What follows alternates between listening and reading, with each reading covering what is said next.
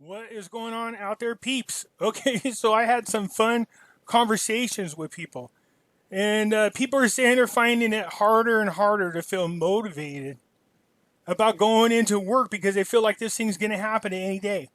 If I'm being honest with you, I'm in the same boat as you, but you can't allow that feeling to overwhelm you. My job has all of a sudden become, you know, I can't feel motivated to go.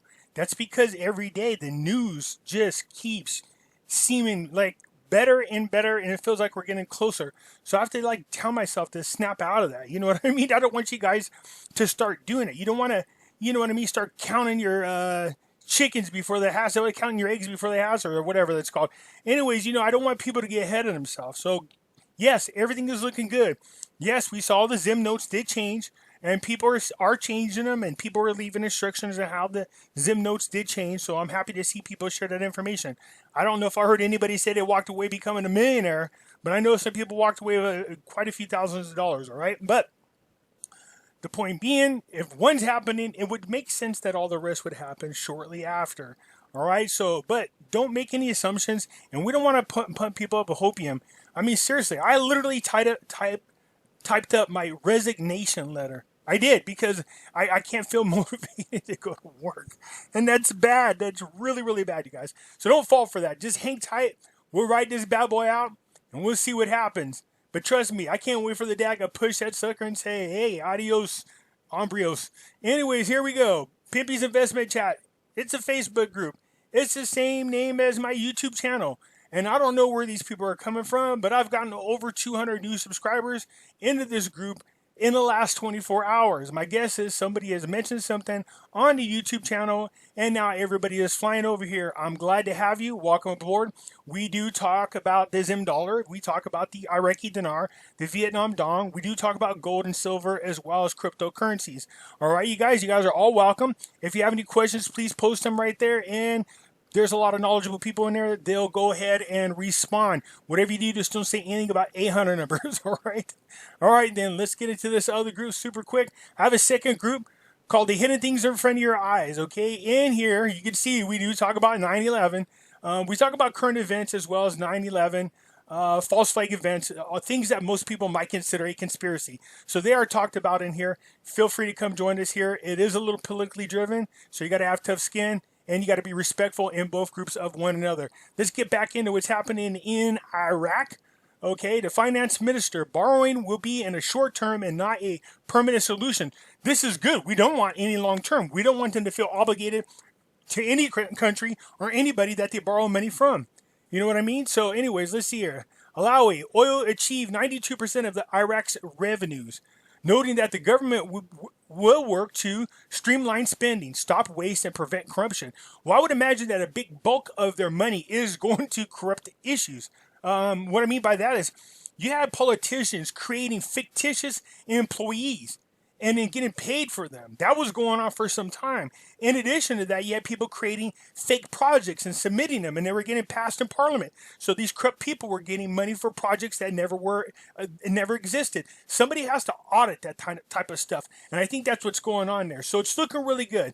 So they are working on stopping the waste and corruption, which is exactly what we've been waiting for. He added that borrowing will be in the short term and not permanent solutions, as will work to remove restrictions and obstacles for investors, and will also be motivated by self-employment and Iraqi's private sector and then the foreigner. Yeah, gee, one of those restrictions are what?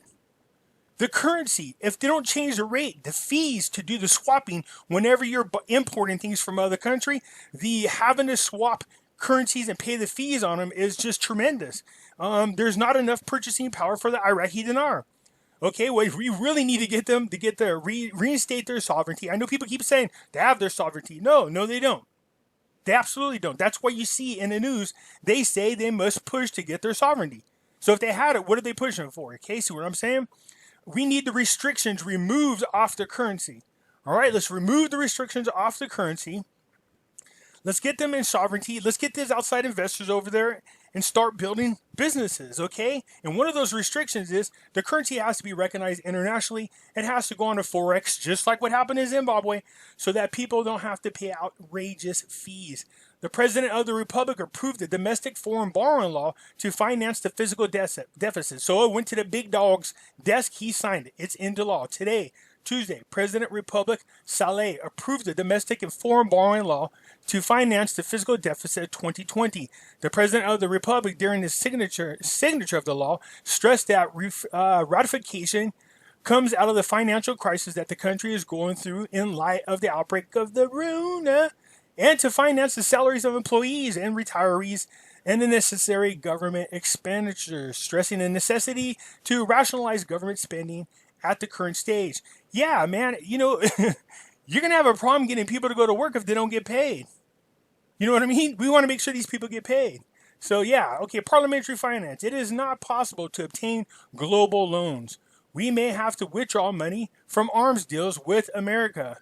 Yeah, you guys come over it. I'm telling you, Trump's one of the people you want to do business with. You want to have a booming economy? Go work out a trade deal with Trump.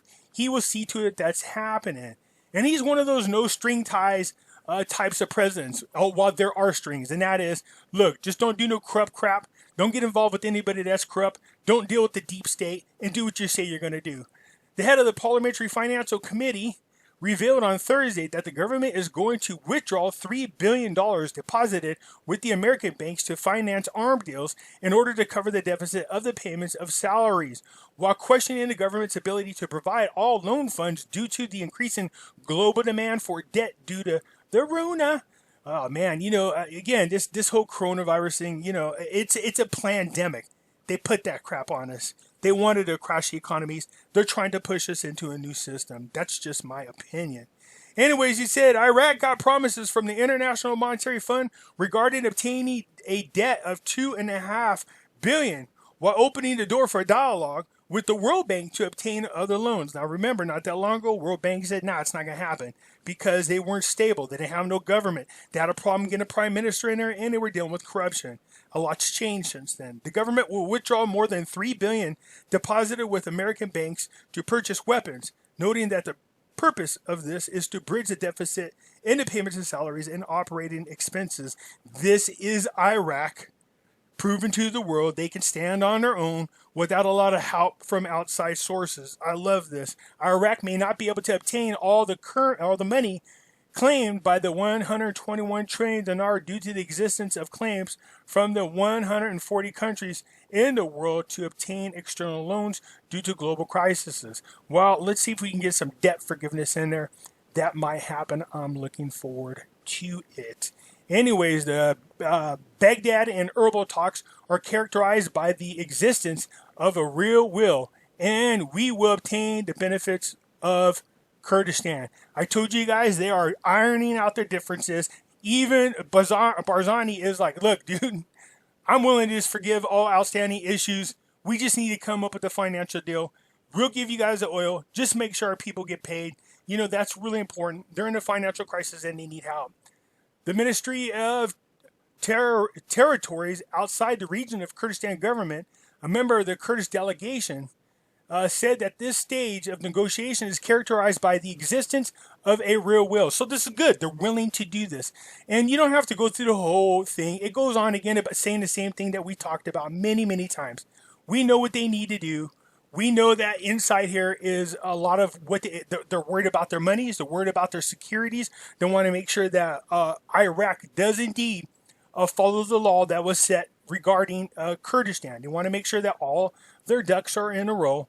And then I think it moves from there. Now, what's so good about that, as I said before, this is good because this makes Blassheart really happy. If these things get ironed out, she will go to the UN and say, hey, it's time. In the documents, the final version of the borrowing law sent to the president. So what was in those laws? A rate change? I'm hoping. Our agency published the white papers. You guys keep bringing up the white papers, man. They're saying, do you think the rate change in there? Do you think they're going to change it? If I'm being honest, man, in the white papers, yeah, I do. I do think there's Got to be some kind of conversations. It was brought up all 3 days during the IFEX, you guys. Okay, a lot of investors were talking about it. The dinar change in period. They didn't say specifically what the rate is. We don't know. I say it makes sense for them to reinstate what they had before. Although I was saying, I seen the talk saying it's between a dollar, $1.13, $1.34. But, like my friend said, it makes more sense because they have nothing. They got to rebuild. So I think that's where they're at. So anyways, the white papers, we're waiting on that. Everything is looking good, you guys. Again, they seem to be moving forward at neck-breaking pace. Congratulations to you people that were able to swap out your Zim dollars. What I'm told is that they had one kind of series of notes. When they went to make the exchange, some people were told to swap one series. They would get the other series of notes, and then they would swap those notes for the actual US dollars.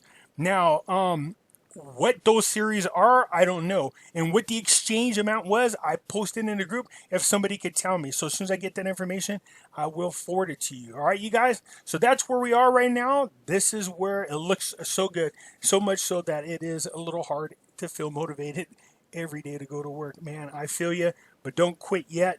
The last thing we want to see happen is this somehow take a huge fall backwards. All right, so just hang tight.